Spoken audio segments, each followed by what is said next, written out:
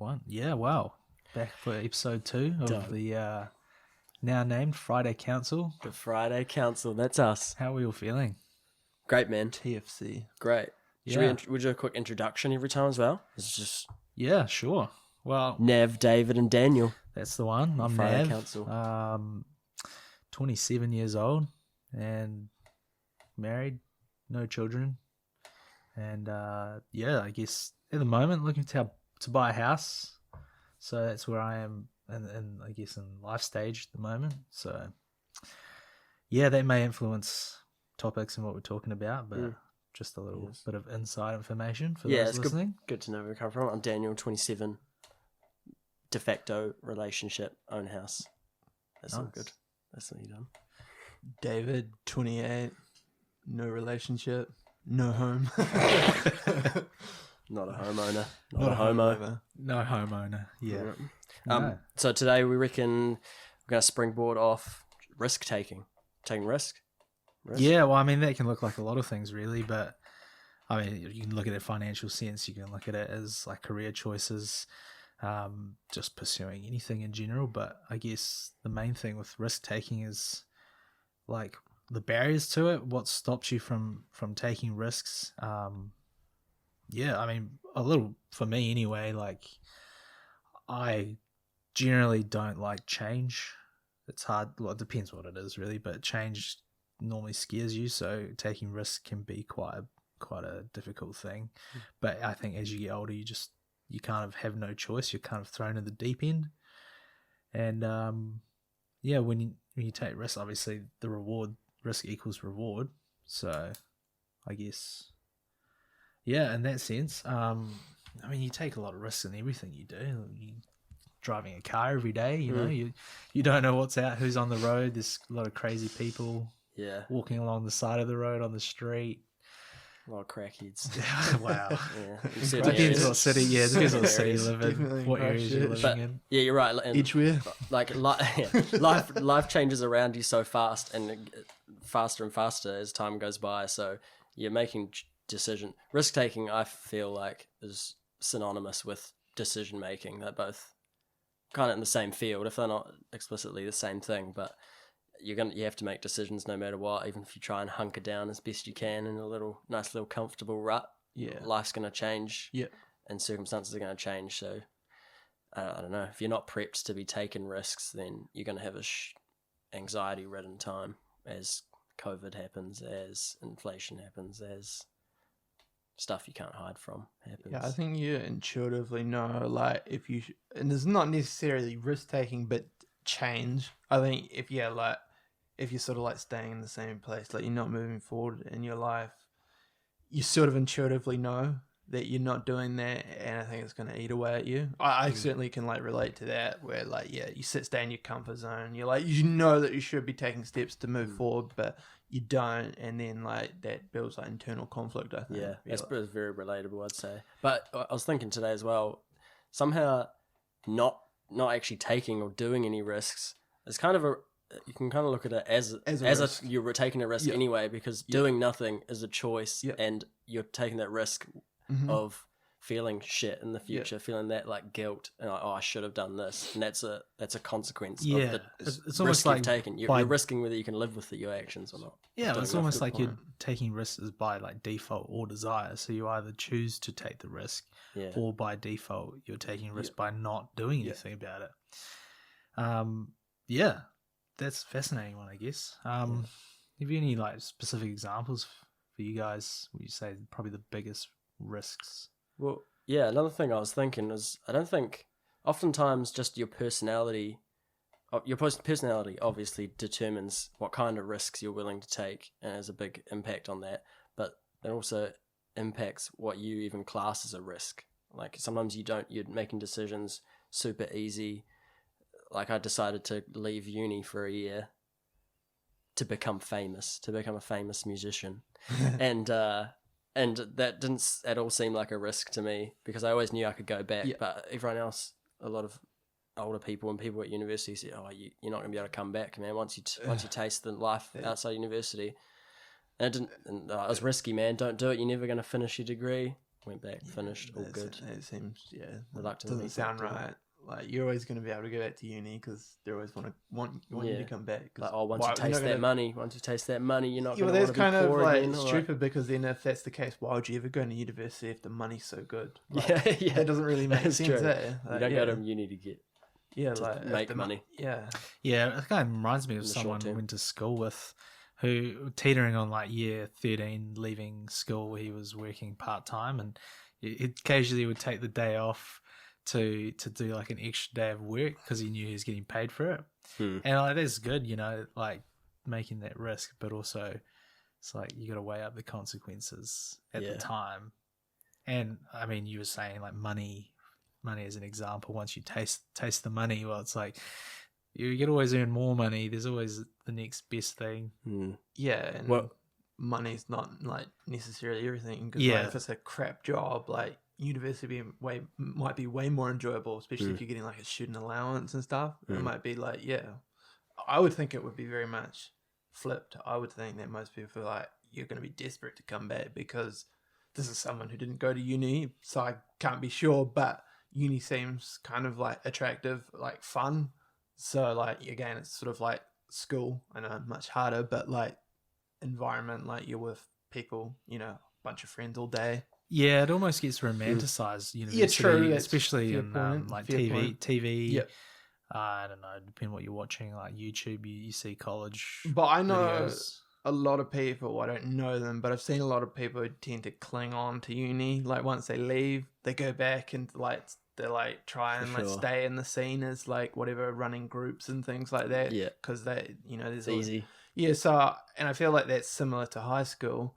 So like, I feel like there's just a strong argument that it'll be the opposite. Like you're gonna like want to come back as soon as possible because you're gonna hate working. It's gonna suck, and you're gonna really miss like chilling out in class all day with all these hot chicks and stuff. Yeah, I mean, uni itself is a risk because you're taking an L it's a on huge massive amount risk. of income, Huge hopefully risk. to make more in the future. But And you're indebting yourself. Yeah. So like, it's Well, a most double- most people would be unless you've got rich parents or you're really smart and get a scholarship. scholarships. Which to those people who had scholarships, I say good on them. I saw Yeah, an respect. Use that interesting brain. I saw an interesting post on Twitter. Is like someone said that universities essentially a tax on like dumb people. It's true because like rich people or like smart people get to go for free because they'll get scholarships. I was like, yeah, it's actually of course it's like yeah, or at least subsidized. making a point sort of thing. But I was Yeah, like, that's see what you mean. true. That's true. It's like What about you guys? You asked me, Nav, what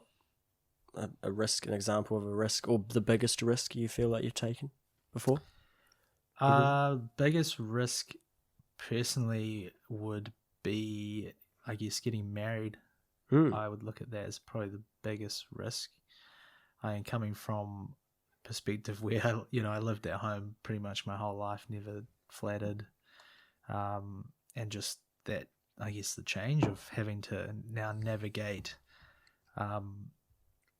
living with someone else, having like all your choices and your decisions, well, for the most part, are you have to consult, your other half. But like the risks for me anyway, personally, is the reward's worth it because it's now. What was the risk? What was the? Well, I know, like, it's easy to say in hindsight now, but yeah, you are giving up a lot of free time. Yeah, autonomy, is that the right word to use? Yeah, those things that you'd probably prioritize as a single person, or even in dating, in that stage. You just don't have a lot of time for certain things, and that's okay. Like, you just learn to adapt and you learn to move on with those things. But like, for me anyway, personally, it's like the coolest thing. Like, Reward. I remember growing up, being like 18 years old, thinking like, oh man, like, who wants to get married? What, like, this isn't for me. But like, I think you prioritize and it becomes it's hard not to that's come to that one conclusion. thing. And another recently in the last year, changing jobs after being in the same place for over 10 years. Like, you get comfortable, you get complacent, and there'd be times where you'd like talk to your friends and it's like, oh yeah, I'm gonna get out of here soon. Or I'm gonna change jobs, and a month ticks by, and it is the same thing again. 6 months tick by, and but like, yeah, just that release, and I guess it's like a weight off your shoulder of actually when you see the benefits and the improvements. Yeah. But then risk can go wrong. Yeah. So What are you, David?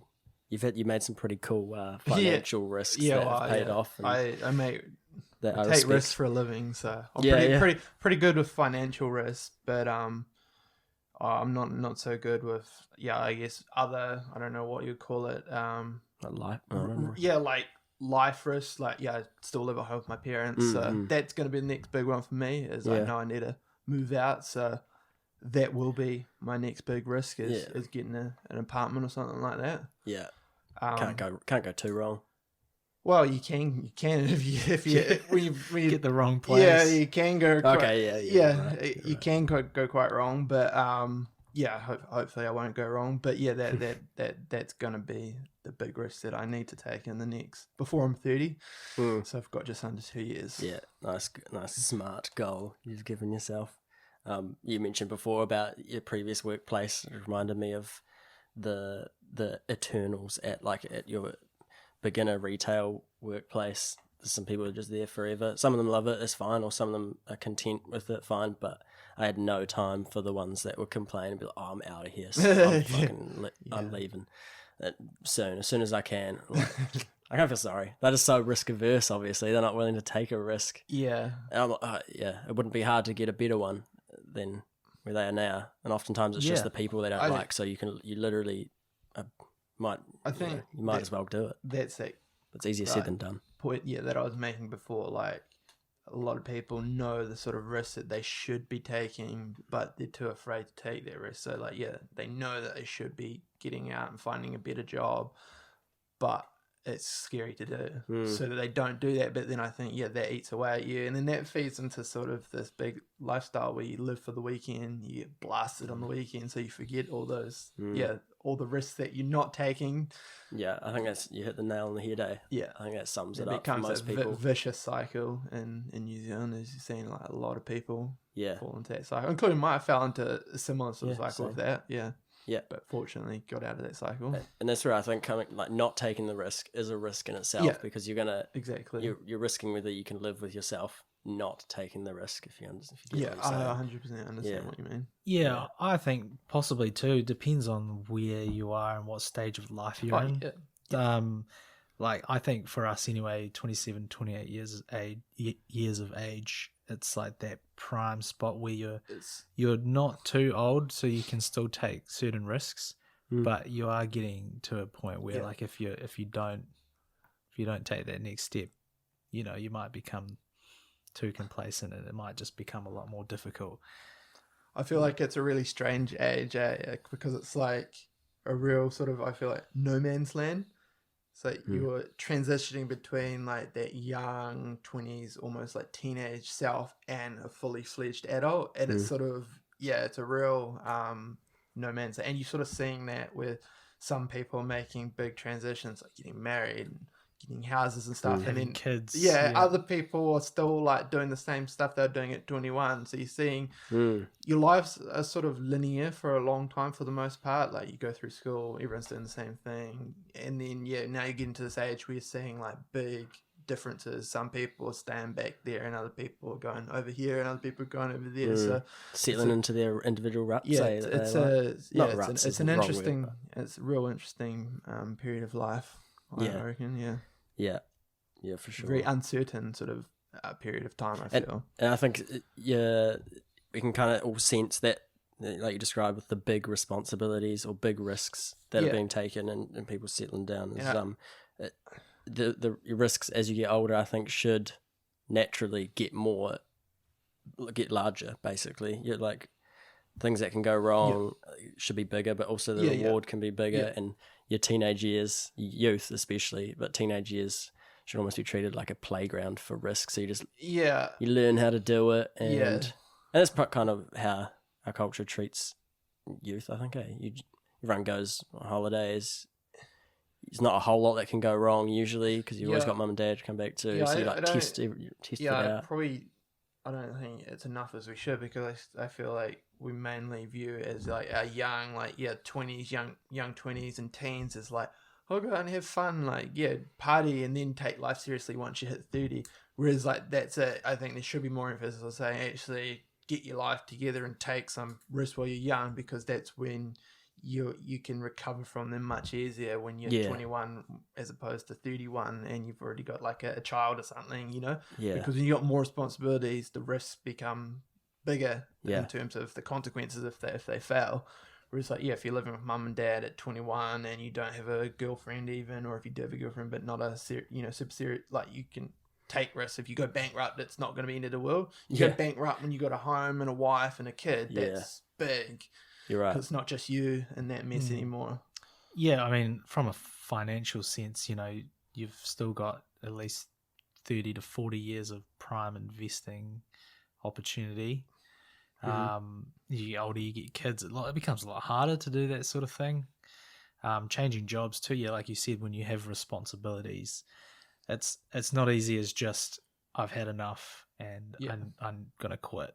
Like that was one thing that I wrestled with a wee bit actually. Like there were times you're just like, man, do I need this? If I had just quit and left my job, would that be a catalyst for me to actually take the steps to move forward? Or would I be better off looking around, applying for different jobs? And it's just someday, it's hard. It's not an easy thing to do. But for me, like my risk taking is probably, I'm a bit more conservative. Like I wouldn't just leave a job without having something lined up. Even the smallest things, like making a purchase for a laptop, like I don't know if you consider that small, but just the amount of extensive research that I do is probably over the top. But that's just how I am. I like to weigh up the consequences of things. Very logical thing, thinker, lay things out like in order, but a very different approach to things, where some people just go for it. I like to think of, some people may call that stingy, but as someone who has been called stingy, I like to think of it more as I value my time more, because the time is what you're basically trading your time for money with a wage. You're agreeing to give an hour of your time, of your life, for so and so amount of money. So I always think of that. I always think about it in terms of my hourly rate at the time, and I go, oh, is this worth an hour of me working this subway foot long? Exactly. I think man, I'll get the 6-inch, please. No extra cheese. I think that that's how I sort of apply that philosophy to my whole life now. So I think a lot of people waste time doing things, and if you say going to the supermarket, if you weigh out the cost of getting it delivered to you for the time saving, it's it's not worth half an hour of my time to go to the supermarket to save a $5 delivery fee. So it's like if you value your hour at your alley rate at even $30, that means that if the delivery, if you say half an hour at the supermarket, if the delivery fee is less than $15, it's worth it for the time that you save. Yeah, I agree. I think thinking like that is it's a real practical way to reframe. And you were saying, Nev, about when you would be tossing up whether all the outcomes in your head, which is basically what people do when they're going to take a risk. You're weighing up the pros and cons always. I find, don't know if you guys can relate, but what's it called, analysis paralysis, or research paralysis, where you're maybe with your laptop, you might have found the thing, you just you find yourself doing too much research, and you take the plunge. Eventually, you're never going to feel 100%. I definitely struggle with that, and I definitely would do that as well. I'd do it over. You might be able to agree with that. You'd overly research over a $50 purchase, and it's the difference. And then you'd research for best prices, and it'd be like a $10. All that time you're spending trying to save $10 is literally not worth it. It happens even more too when you are dealing with a second person that you're. When it comes to a purchase like that, even something so simple as going out for dinner. You got to look through the menu and weigh up. I mean, it depends how you look at it. If you're looking at it from a cost perspective, but if you're like how you value like certain foods, for example, it's like I could try this new thing here, but if I'm spending I know what you're $30 thinking. on this meal and I don't like it, I'm gonna be cut. I'm gonna, it's gonna Yeah. make me disappointed. And, there used to be I think you were talking about one time. Yeah, you had a friend that would like it'd make it really hard for you guys just to go out for a meal because he'd just look through every single thing on the menu, weigh up the cost. Is it worth it? Would I get more value out Quantity of this? food. Yeah, that's no good, man. It's no good. I often think as well that like analysis paralysis is almost, it's like a tax on. No, I'm not calling myself intelligent, but intelligent people. The more options you can think of. Don't know if that's intelligence or just creativity. The more you can think of, the higher tendency you'll have to be paralyzed. I think. Yeah. You'd get overwhelmed, obviously, by all the possible outcomes. That's no good. Taking the first step is always the hardest, but what have you guys done to help you get? What do you guys do other than maybe thinking about your money as time? Or in what ways do you guys push forward and take risks? Do you have any methods?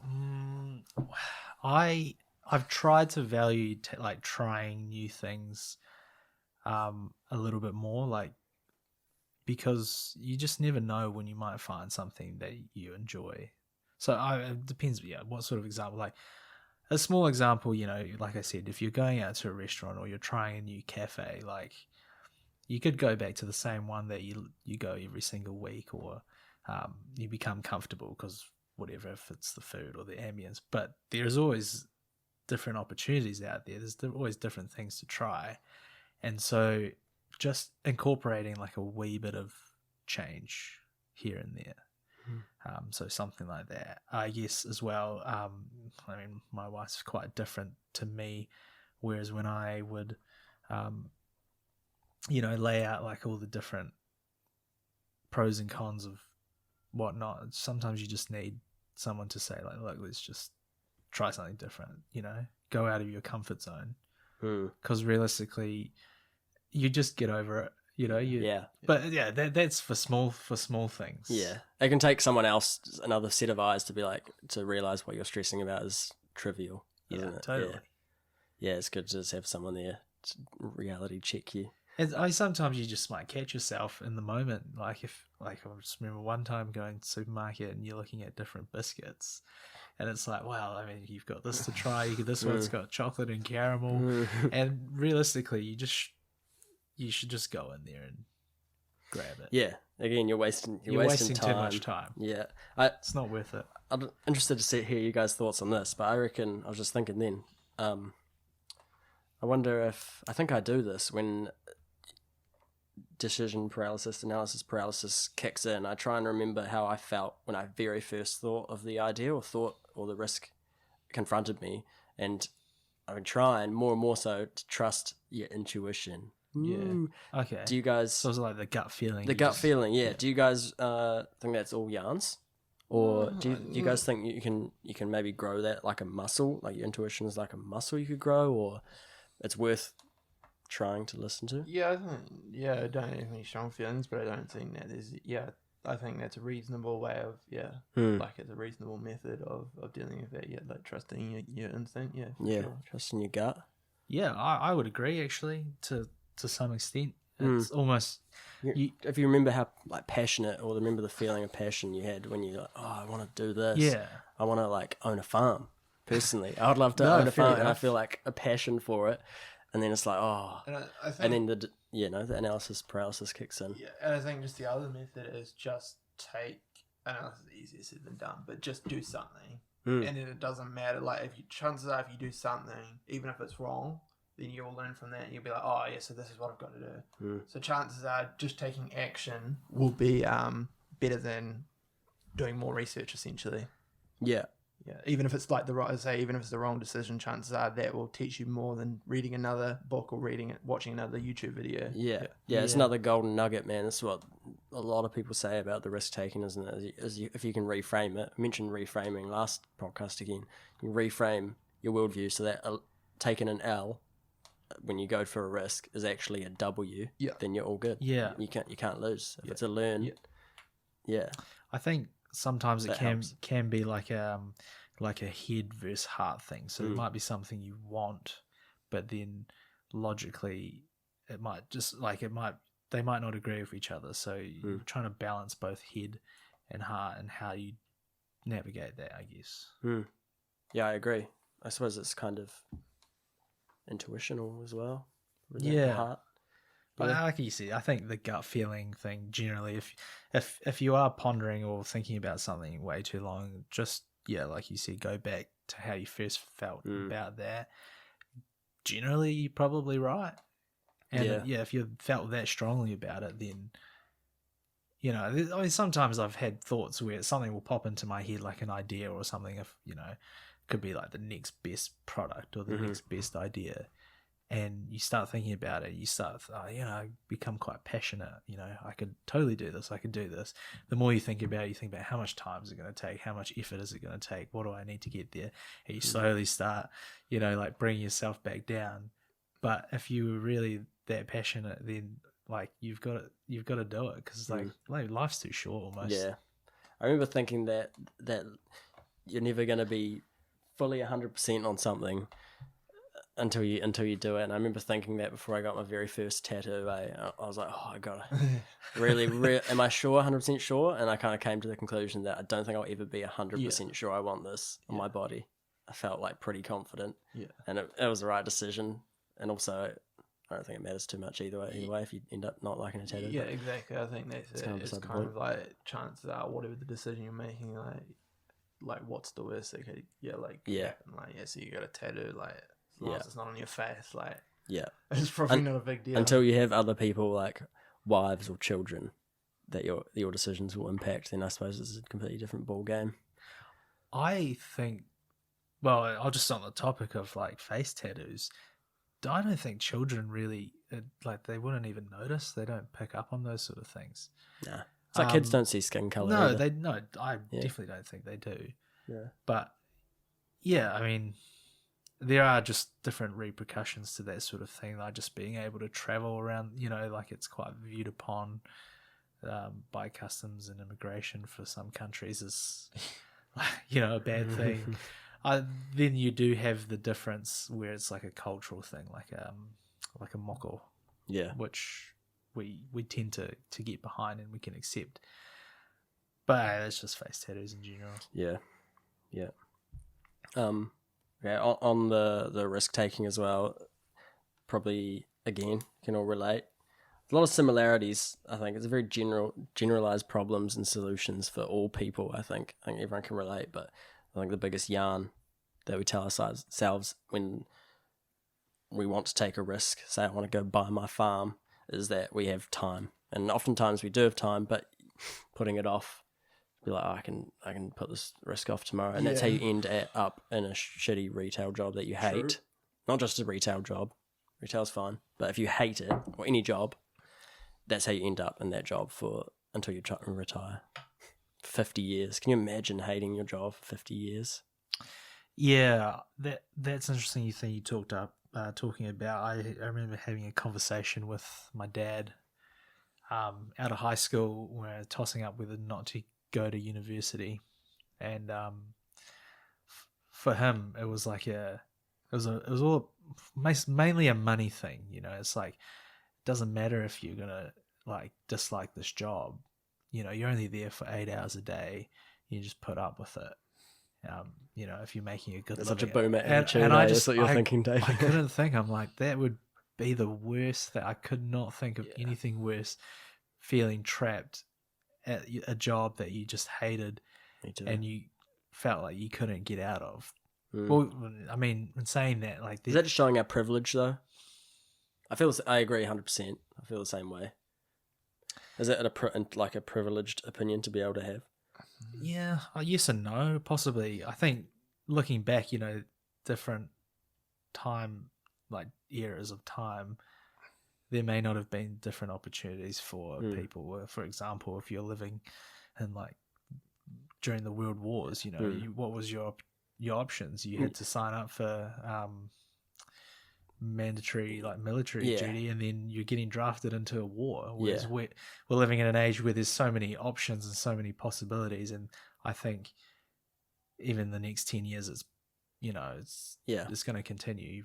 You've got to sort of move on and adapt. Or I just want to clarify that's fine. before we go on that just because something may be a privileged idea or a privileged feeling or a feeling that you can only have when you're privileged doesn't mean it's wrong at all. No. It's like no, just because. Yeah, I would say it's a privilege of living in modern society, not because of a particular like ethnicity or gender or anything like that. It's privilege of living in a good country in a good period of time, ultimately, relative to historic standards. I think it's just made me think of another idea. I don't want to go on too much of a tangent, but no, all good. Having a conversation with a friend recently about leaving legacy behind for your children when you die, and is that viewed as a bad thing or a good thing? And from the perspective, like you're talking about privilege, where there will be certain people growing up who would, the whole not generalization, I can't think of the word, but when you're fed with a silver spoon. And if I was in that case where I had, a bit of wealth and was doing successful, I would want to provide for my children. So naturally I'd want to leave like a legacy or an inheritance behind. And this friend I had, they were from the opposite perspective, where they thought, I don't want my children to be privileged and I want them to work for themselves, which I agree to some extent. From a monetary value, you should use that money when you die and give it to charity or for a different cause. And it was one thing I wrestled with. I thought, It's interesting. you can have a bit of both. But I think naturally, if you teach your children how to master money, or how to work with, and teach them the right morals and the right ethics, then generally I don't think it matters. It will just they'll use that opportunity to tenfold, and then that will tenfold even more. That was a side the tangent. intention that makes sense intentionally, but I think I don't know how much what the current opinion on how much nature versus nurture there is in a child, but I mean there's a chance that child's going to completely turn out different to you somehow. I think that relates back to risk and blow it all on strippers. If generally if you have more money, it's a lot easier to take certain risks, because if something fails, or if it doesn't work out right, well, you've probably got more opportunity to try the next thing. Whereas if someone's really struggling to get by, and it's more of an effort for them to like step out to stay, like change their course of job or whatever, they may have to study. It's not easy when you don't quite have the resources. So I think you might have to have that middle ground, and I think it's good in some ways, like you're talking about university, where you'll have options of like scholarships and funding for certain people. It's like, well, you kind of need a bit of both, where you need like to have that struggle, but then sometimes you may just need a leg up from somebody else. And I don't think that's necessarily a bad thing, and we shouldn't bring those down who might do, because then that's technically tall poppy syndrome, which is what we talked about last time. I think there's a myriad of factors, but when it comes to like nature versus nurture, some people are born intelligent, more intelligent than others, and then others have better parents. Some have the combo of both. And I think that's one of the things that I've realized, and I think a lot of people struggle to get their head around, is the fact that a lot of this is luck. It's luck if you're born into a great family and just naturally intelligent and things like that. But that doesn't mean you should be punished or held back just because you got a good deal. That's it. Like it sucks if you're like born with a learning disability or something.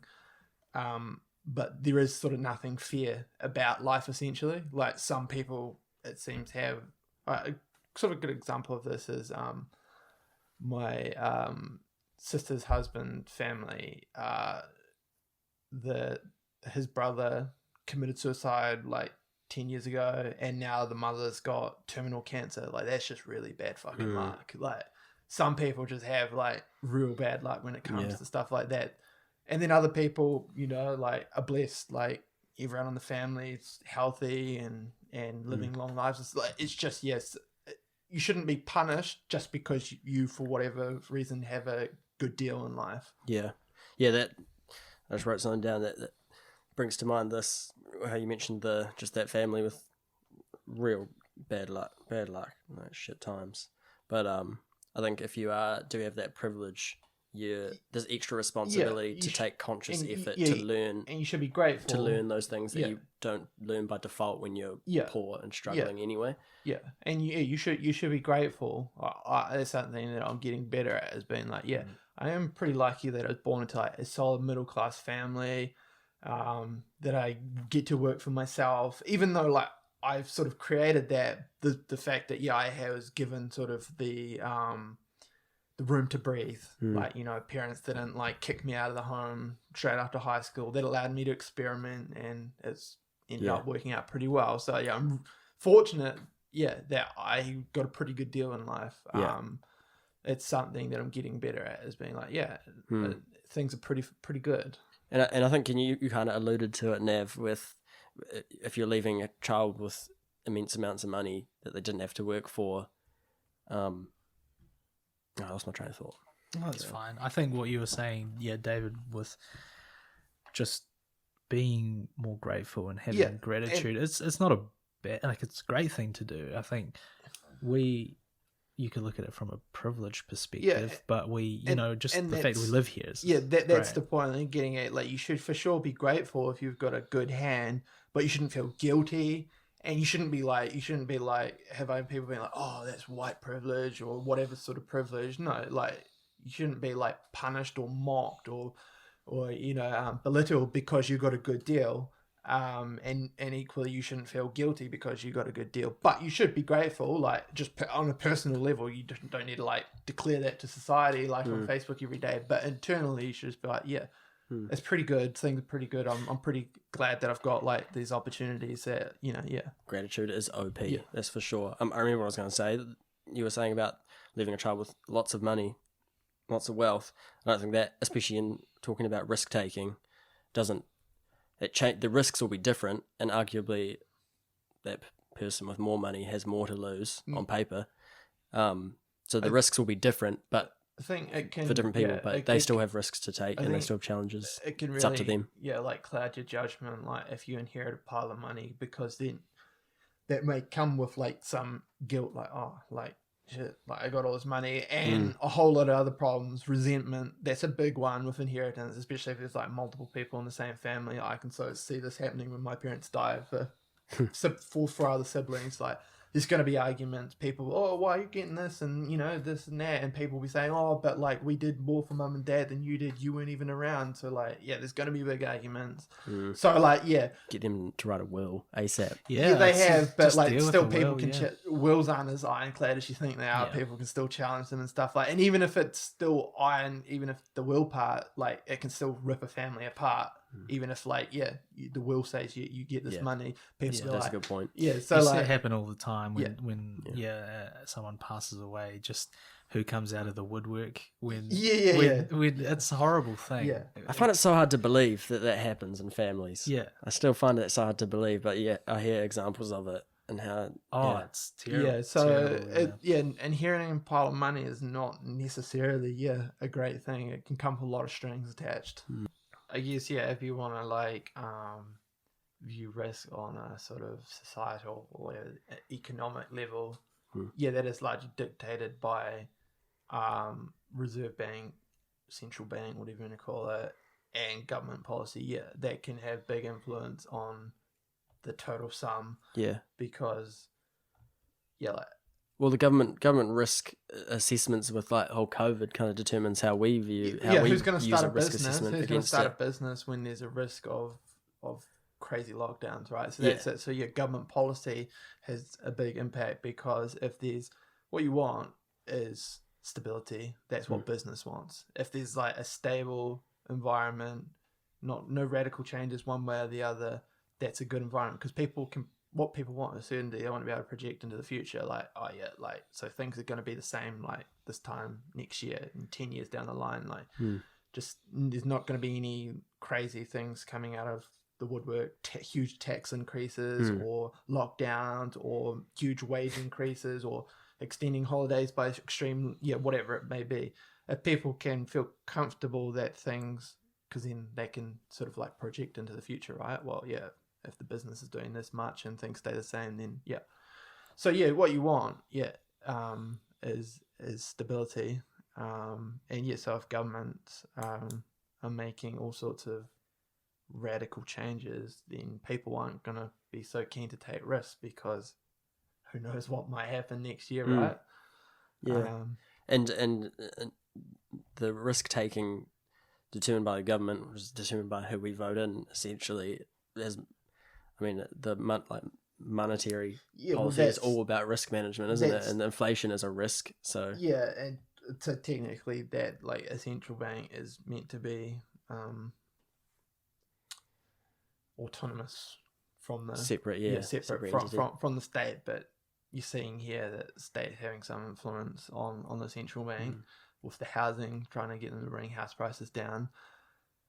But and obviously central bank is the other big determining one, because if interest rates are low, that means that debt is cheap. So people willing. It's the classic case on like people just willing on a like personal level. People are willing to build the deck because we can put it on the mortgage for 2%.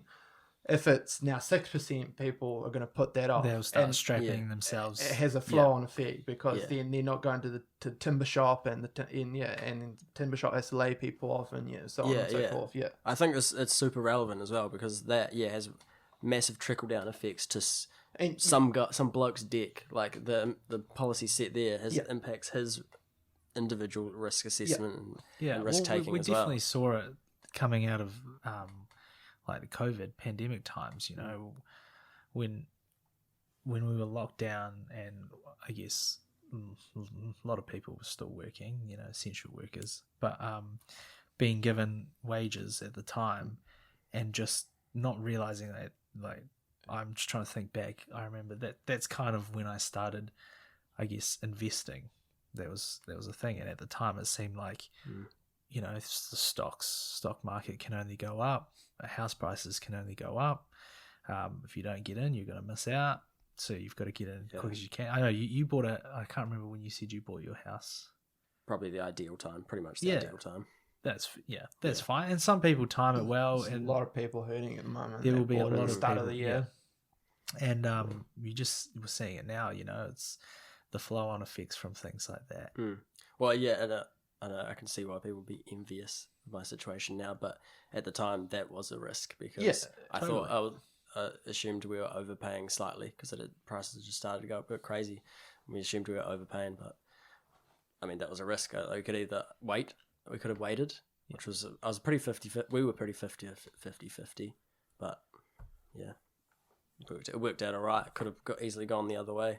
Yeah. And I think most of my hour-long research before today, it seems like most of the research undertaking risk-taking, or talking about risk-taking, is real tied to financial sector, so like investing. So risk is a big theme in that sector. So money issues, job issues, like you've mentioned before, taking risks, leaving jobs, big life decisions that involve money usually is heavily tied into risk, at least in our modern time, I think. And then that's decided by the government often, by what you're saying. Yeah, essentially government/central bank.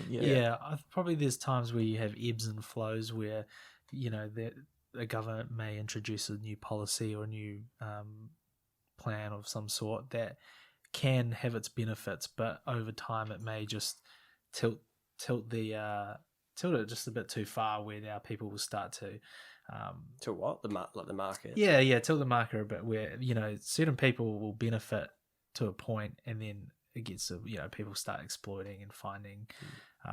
There's always holes and things and get arounds how you can get past certain things, but then that will lead to new policies that will need to be made. So it's always like chopping and changing. And like David said, yeah, if you have that stability, particularly for businesses, it's a lot easier to take on new staff and to, if you're having, it's a different topic, we won't get into it fully, but like when the minimum wage will increase, well, that effectively will cap out a lot of small businesses being able to hire more people because their costs are going up. And from perspective, that's another different thing. But talking about like youth wages, for example, I would argue, and I come from the perspective that some jobs probably, we won't call them crap jobs because people need to do, and we all, we respect those who do them, but certain jobs aren't worth the wage that they pay, 100%. And probably more beneficial for young workers or for university students. But when you start paying them, like a higher wage, it's tried hard. to explain that to my parents who are quite like left when it comes to like stuff like jobs and wages and stuff like that. Cool. And I'm trying to explain, like, ultimately it comes down to supply and demand. Like, if you're easily replaceable, then you're not actually worth like a $5 pay rise an hour. If you can just get someone off the street and train them in 24 hours, like, you're not worth that much more because you're just ultimately replaceable. If you have a certain skill set that can't easily be replaced, you may be worth a certain pay increase, but like that's ultimately it. Like, if you can be replaced, and sure, I know that sounds like a sort of very machinist or whatever you want to call it, but that's just the fact of the matter, and that's it. So jobs like working at Burger King or whatever it may be should be a stepping stone. Shout out to Burger King though, rodeo burgers. and that's the problem, is that some people unfortunately end up in those jobs for when they're 40 or whatnot. And that's not necessarily a problem, but the problem is when you're still in that job at 40 and you also want to live the lifestyle of the person who's got a degree in engineering or something, whatever it may be. So I think it just needs to be an expectation reset. Not everyone could be an engineer or a quantity surveyor or whatever it may be. Some people are going to work at Burger King all their life, but then that needs to come with the caveat that you're probably not going to own a house, and that doesn't even have to be a problem. Like, that doesn't have to be a problem. You just need to be realistic. Like, you're not going to probably own a house, or certainly not a brand new house, if you're working a very basic job. Yeah, I think it also kills incentive, because you get to a point where it becomes like you become complacent, or it becomes too cushy in a way. And when you get comfortable in certain things, well, you're less likely to take those risks. And again, there's another thing I've tried to explain to my parents is, like, the natural like order of the world is poverty. So you got to remember, because people love to hate on like these corporations, right? So if you want to like cut these corporations down, then you've got to imagine like what life was like 200,000 years ago. Yeah, we can all go back to living in huts and picking berries and killing lions with spears and things like that. That's what I mean. Like, the wealth is created by these businesses. So it's not like you're not entitled to just live this cushy life where you get everything. It's not the natural state of the world. Someone's got to create the wealth to give you a portion of it. So it's kind of, it makes sense in my head, but I agree. Makes sense. I think a lot of people don't understand that. They think, oh, like, I deserve like this pay rise. I deserve this. I deserve all this stuff. Like, I deserve a new Who doesn't house. expect high-speed internet these days? Who is happy with anything less than broadband? No one's happy on dial-up anymore, that's for sure. You mentioned like that makes you complacent sometimes. Getting comfortable and all the distractions of modern times, all the sedating, like just like fast food and the standard Netflix. And I think that's the thing, is like, when we're talking, and it's not to say that there isn't cases of extreme poverty in New Zealand, of course there is, but in general, the level of poverty is not such a bad level of poverty by historic standards. You know, a lot of people without homes have iPhones and stuff like that. It's not bad compared to, imagine being a homeless in 1800. It'd be a hell of a lot worse. Poverty as a generalization in modern society it's pretty good. It's pretty good. I just, maybe to challenge you on that that thing where you're saying, certain people may have like live in relative poverty and have iPhones, for example.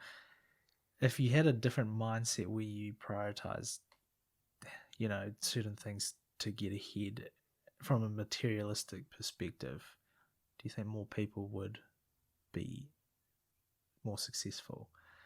Because like in a way, I think fall there'd be to less that. homeless. Well, I fall in that trap, where I have out kind of, I guess, big goals, like wanting to buy a house, and then you fall into that trap when there's a sale that's going on, and should I buy these new shoes or whatever? I think that's more of a trap for just like middle class people than it is for Right. like truly impoverished people. Yeah, I think with I agree. impoverished people, the problems are much deeper. It's things a lot of cases addictions, and a lack of education. So it's incredibly hard to fix. There's no, and this is a problem. Government's always one side or the other is always saying that they've got this easy fix for poverty. It's not. It's a huge trouble, big problem. But a big part of it is education, and that's a broad spectrum in terms of job education, social education. I had an interesting point on that, on the fixing poverty. He was talking to American poverty, which is different, I suppose, but I don't know, poverty is essentially the same all over the world if you generalise enough. Well, it's not all over in the Western world. Over the world. In the Western world, right. Poverty in Western world is very different to poverty in Africa. That's right. That's the sort of point that I'm making. Yeah. And he was saying that sometimes you might need in terms of using an immune system analogy, a cold or flu season to there'll be a rough period to actually genuinely fix the generational issues. You need one generation basically to cop it real bad. Yeah. And be kicked out on their own and learn, forced to learn.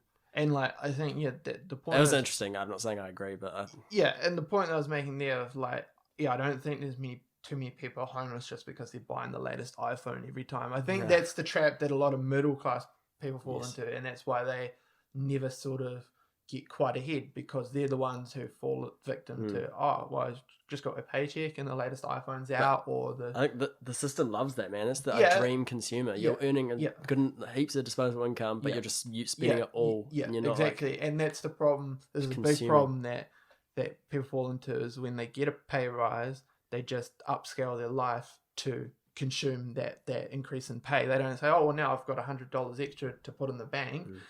They say, oh, I've got $100 more to spend. And that happens on a grand scale. People who get massive pay increases, they go from 50k to 100k. Now I can buy the Bentley or whatever it is on hire purchase, whatever, 10% interest. Yeah. A lot of people just find a way to consume that increase in pay rather than saying, well, I've got this money and now I can start putting that towards the house or whatever it may be. Do you think risk taking gets somewhat easier? We're talking about the example with the extreme wealth being inherited, and they've technically got more to lose. If you're homeless, can things get much worse if you're taking risks to improve your life? No, but I would things say can get worse. But if you're taking risks aiming to improve, it's harder to take. If we're speaking financially, it's harder to take risks when you've got no capital. It gets easier to take risks the more capital you have, because it's kind of hard to explain, but say you've got $1 million, well, you can put that in the bank, get 4% on it. That's not bad. That's 40k a year.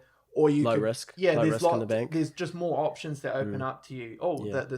This house is on sale or whatever. There's just more opportunity. Whereas it's the classic case of in businesses, your first sale is going to be the hardest one. Yeah. And then the more sales you make, it's easy to go from 100 sales to 1,000 sales than it is to go from 0 sales to 1 sale. Yeah. Yeah. So that makes sense. It's harder to take risks in a sense, when you don't have any utility, you don't have money, you don't have education, because you don't know what to do. If you've already got the knowledge and the capital, it becomes exponentially easier. And and money compounds. It's just, the more money you have, it's like Monopoly, right? The more stuff that you've got, the easier it is to win the game. So I was saying the compound interest is the eighth wonder of the world. Yeah, and it's true. Yeah, so in a sense, it's actually harder to take risks when you've got nothing, because you've got to find a way to make something from nothing, which is extremely hard to do. That's a good point. Yeah, from a financial perspective. So like you yeah. could take a risk in terms of like walking up and asking for a job or something, but like in terms of like financial risk, it's much harder to, as they create something from nothing. But sure, like in terms of absolute risk, like practical IRL, real world, like you've got nothing to lose sort of thing. Like you can go up to this business owner and ask for a job because you've got nothing to lose. Sure. But that's it. They probably don't have the education to know that, right? So that's it. Like it's probably hard for them to know, and they're probably like, I'd love to talk to one. I'd love to interview one. I was going to say, and this is a general assumption, I could be totally wrong, but I'm guessing a lot of homeless people are very insecure, don't have confidence, so they're not. That's what I mean. It ties in with the education. They don't imagine getting those looks from every single person walking past you all day. You're probably far too have to go crazy, scared to go and take a risk, like going up to that business and saying, "Can you hire me? I'm not actually a bad person. I'm willing to work hard. I just fell on hard time."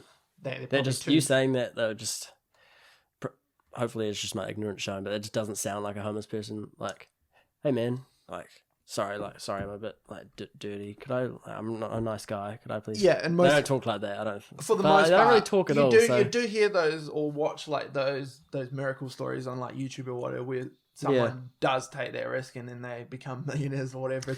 I would love to talk to someone. It was like I think it was that golden radio voice guy in the States. It must have been like over a decade ago, where he stopped on the side of the road with asking for money, and he just had like this incredible voice for radio, and so the guy ended up, working in. He's like radio or something. Yeah, just advertising. Yeah, I have to find what his name is. Yeah, he's epic. He's an epic dude. There's probably like a lot of people out there, and even if they're not in like homeless poverty, but just whatever, not super well off, that have like a certain skill that could be monetized in a certain way. And they just don't realize it. Like if you think about it, like there's probably geniuses out there. Like there's probably like another Einstein out there who just doesn't know, right? Because he hasn't been educated in the sense to like, this is how you need to express your talent or capitalize on it. It's probably like the same with like art in particular. There's probably like heaps of like great musicians that never get heard because you have to be. A lot of it can come or like how many right person hears your music. How many world record African skiers would there be if they just had snow to ski on? You're never going to see an African win a skiing or snowboarding competition, right? Because they're never exposed. to it. Exactly. Yeah. But there's probably just as many. What about Jamaican bobsled? Yeah. That's the exception to the rule. But that's it. There's probably. I was thinking in the Olympics. Heaps of super talented people. Or horse polo. How many people would probably busting at horse polo? But who's gonna? There's a lot of people. Be really good at a variety of different things, and they just haven't. And I think that's where parents come into this. And the older I get, and I've got a pretty decent parents, but they have their limitations. And if you have parents who sort of know how to open those doors or like nurture that talent that you have, it can make a big difference. But what I'm saying, like the older I get, is like your parents, they reach the ceiling in their life, and that's sort of all that they can share to their children. They can't really like open the doors in a way that if you had like really successful parents, that they'll know the sort of steps to. Like guide you to make these big decisions. Yeah, they're going to teach you to the limit of their own ability. Like exactly, and like I'm saying that like in my family, I'm the only exception to the rule in terms of like everyone else has just followed in my parents' footsteps. And now I'm seeing that with like when it comes to housing, my parents were never great with houses. Like houses were just like a means to an end. It was never like an investment. They never like value it in the same way. No, and they never timed the market right. And so I've never been given any valuable information about housing and to get into housing. So I'm not going to get housing advice from my parents because then I'll just end up like them. And they gave the last person to buy a house in my family was one of my brothers, and like they gave him the limits of their advice. Oh, like don't go do this and this, and the safe option. Whereas like I'm thinking big. I'm like, how do I how can I make housing an investment essentially? Yeah. Whereas my parents had never looked at housing that way, so they were never any. And as I say, even if you don't view housing as an investment, you still want to like do well out of it, right? Like you don't want to be losing money in houses, which I think they've done all but one time or maybe twice. I think on the last house they sold, it was like they made a little bit of money, but not much because they didn't sell at the right time. Yeah, it's interesting. From my family perspective, anyway. Like I've grown up in 2 houses my whole life, and so yeah, it is viewed almost in a way like housing is like a right or a privilege to have. You know, not everyone. And I had this. Yeah. Sorry, I had this conversation with Daniel about we're having this conversation about like leveraging. So like, remember we're saying like, oh, like you don't want to get. You're saying to me like you probably don't want to get a mortgage, so because you know the interest payments. But I was explaining to you no, because you're like leveraging your money. So like if a mortgage is good if you can make more money than what you're paying on the mortgage. And again, my parents never thought like that. It's just they pay off the mortgage as fast as possible rather than saying, oh, we're doing quite well. Now we could go and buy another property or start a business with whatever. No, it's just the safe option. Yeah, that's a good point. That's an example, like that classic example where like if you've got a mortgage, which, you know, in my mind, like I'd love to own a freehold house and not have to, you know, say that this asset, well, I wouldn't view it as an asset, but technically it is. Or if you're looking at it from a Robert Kiyosaki perspective, it's not. Anyway, point being, you know, that feeling of taking your shoes off in your own home and feeling the grass underneath your bare feet, like how awesome would that be? Yeah. But there's that perspective, well, hey, like if I'm paying X amount on a mortgage each month, when, you know, I could pay the house off quicker, or I could use that difference to invest and make 7 or 8%.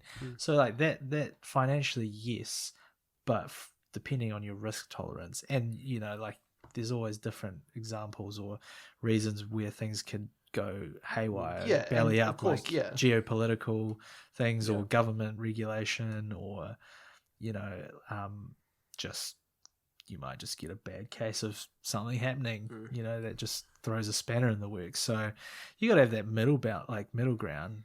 Always. I think it's going to be a recurring theme in this podcast. It's always a boring middle ground. I've always thought that most issues come back to a boring middle ground, you know? Even with risks. I don't think... the best risks are the ones that are in the middle. Right, they're not super crazy. They're not like no reward. They're right in the middle. And that. And I think like that's just like, say, like I think your parents do have the biggest bearing on like your life. It's not the be all end all, but it's the biggest determining factor. If you're probably going to end up like your parents, you're going to have to like work really hard and look outside the box if you want to have different results than your parents. I agree. Yeah, I wrote something down related to that. That you're going to by default, if you try and take as little risks as possible, you can easily, almost by default, follow your parents' footsteps. And in a general sense, our parents are all kind of that same middle-class boomer culture. Yeah, and they're like super conservative when it comes to money. Yeah. Never, you know, not even like a side hustle business. Just no. If you live like that, just you'll get that. Wage slaves, whatever you call it. Just wait. If you want a pessimistic term. Yeah. Just work for someone else for all their life and never really took any sort of risk, even sensible risk, even if it say like just a side hustle, like, oh, you know, like my dad was like a big running guy, I'm going to start like a running school or something, you know, to capitalize on the, you know, nothing like that. Just pure squares is what I call them, just squares. If you being a square, I know I have an example of someone in Australia now, and they follow all the rules, like exactly as you went to uni, blah blah blah, moved for work into some small town, but I think it ended up being a bit misguided because you don't end up with necessarily that like feeling that's not monetary. That's like putting your foot on your own land or whatever. And it's also in most cases, unless your parents are aware of their limitations, that most aren't. They think that they're perfect, right? They think that they know everything and you should listen to them. Terrible people to ask for advice, or you'll end up like them. And Yeah, so like that's Yeah, if you don't want exactly what they have, yeah, then sure. If you want, don't take their if advice you're 'cause happy, it's not gonna. yeah. There But- will always be wisdom that you can learn and take on from your parents. Oh, you take Sure. what bits you like. And Sure, Take what exactly. bits you like. Exactly. And when you like I learned was you get married, you take on by default. There's certain things you just default. take on that you don't realize like that can become like conflicts. But a good example, and to be fair, so one of my sisters did take, even though it wasn't like super risk, but my parents highly advised her against it, was even though ironically they're both teachers, my sister wanted to become a teacher, and they said, oh no, don't do it, like it's not worth it, like it's high stress and not good pay and all that, and they strongly advised her against it. Yeah, and she went and did it. This is like years ago now. She's like been a qualified teacher for years, and now like yeah, she's like got a sweet gig like where she just, because she's got 2 children, one's quite young, I think maybe just out of school, so she's been able to like stay at home and just do relieving gigs whenever she wants, and Sweet. you get like over like $250 a day for like relieving or something. That's like, it's a sweet gig, so it's actually worked out fantastically. Yeah. But if she listened to my parents, she would never have done that. And it's ironic given that my parents are teachers Yeah, it themselves, is but they're like, Yeah. no, don't do it. Like, it's and a normal thing because you, as you grow up, like you naturally would for most people, is they just tend to go with the flow and listen to what your parents suggest in their best interests. my parents, especially my dad, who's even the bigger square than my mother, he was like super like, because I didn't do well at school and all that, it was like he didn't even want me to go back for year 13. He's like, no, you need to like get a job in the trades or whatever. And like I tried that out, like jobs in the trades, and it just wasn't for me. And so, but that's it. Like that's the sort of advice that, oh well, you're not capable of going to university, so get a trade. And that's like the stock standard advice. And like, fortunately, I didn't listen. And then, fortunately, to my parents' credits, they didn't like, as they forced me into doing that. I managed to work things out for myself. Nice. So of course it's not all bad, because there are some parents who would just be like, right, well, you're not listening to us, get out. We're not, kicking you out straight away and put you out in your ass. And then that's probably how that leads to poverty, right? Because then you can't take the risks. I wouldn't have been able to start the business, online business and things like that. So to my parents' credits, they did give me the opportunity of allowing me to express. That's respect. That's all you can ask for, eh? They give you their advice, whether you take it or not, but they let you do your own thing. Yeah, there's certain, Make your own mistakes certain or things like looking back, it's very easy to say in hindsight. Like I'd wish my parents maybe had like let me do certain things more, because I can admit to this, like having an Asian mum, like a lot of things are just naturally done for you. Like you don't ask for it, and you find you come home and your washing's been put in the washing machine, and just things like that aren't actually helpful. Yeah. They don't harbor like growth. They actually are more of a detriment. But at the same time, you've got to take that gratitude approach, because it's a real it's a tough one. It's you a don't want to be catch-22. My mum, she wasn't super like that, but certainly to an extent. And I just sort of one day like drew a line in the sand. But she's still a mum. Very true. I sort of like drew a line in the sand at some point, probably, I don't know, when I was like 18 or 19. I'm like you got to stop making my bed. Like that's emasculating is the words that I use. Nice. Yeah, that's emasculating. And she's like, oh, but it's not a big deal. Like, I'm not judging you. Like, it's like, yeah, you're not. But internally, it feels wrong. Nice, man. I don't think most Yeah. teenagers would have had the wherewithal to recognize that and then let alone say it. I And was make work sort for of getting themselves, into make like, extra that's when I was unnecessary like work. getting into like this sort of manosphere videos that Elliot Holzer was at the time. That was good. That was a good sort thing, of right? like the Andrew Tate, but not the extreme as Andrew Tate. the but time, that yeah. is sort of that advice, like don't be take responsibility, like get your shit together. Don't. Yeah, that's the general message. It's all good. Nothing wrong with that at all. Yeah, well, like you just have to learn to take and that's the thing. small risks. Like it's as easy as just the small stuff. Like you learn and you grow and you adapt. Yeah, and that's the thing. Like, because you need to like have those skills, because you're not always going to have your mum to do them. Yeah. So like that's the thing. It is detrimental if your mum does it all your life and then you leave home one day and you don't know how to like make your bed or like just do basic stuff like clean dishes. Like it's so it is detrimental. Those are life skills that you need to learn. That's true.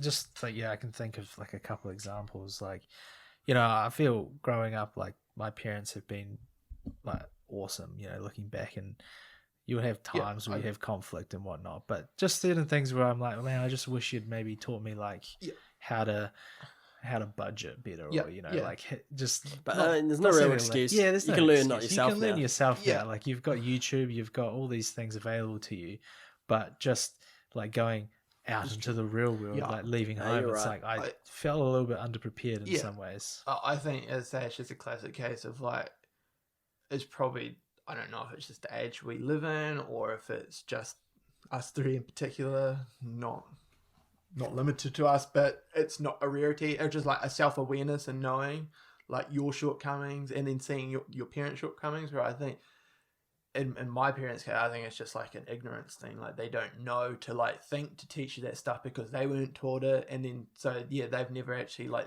looked up on the internet, what should I be teaching my children, or things like that. It's just an ignorance thing. They're not aware of it, so there's no way to address the problem. I think that's a very youthful attitude towards the internet as well. Like to even think that the internet would have answers that you could look up, and that's of something like that. Something's not a straight fact. Yeah, I don't think adults even think that way about the internet. They certainly don't, and so it's certainly probably part of it is just a generational thing. Is like knowing to like that intuitive like, oh, well, I can find out how to do stuff on the internet, whereas they don't think like that. Yeah, like coming from living at home, you know, just you'd be bugged just to like help with the smallest things, and like for us it'd be like, well, if now living, you know, if living with my wife, it's like, well, I've got to learn this, or how am I going to survive? So for example, like changing a light bulb in your car, like I wouldn't know how to do that, so I look it up on YouTube or whatever, you know, you just adapt.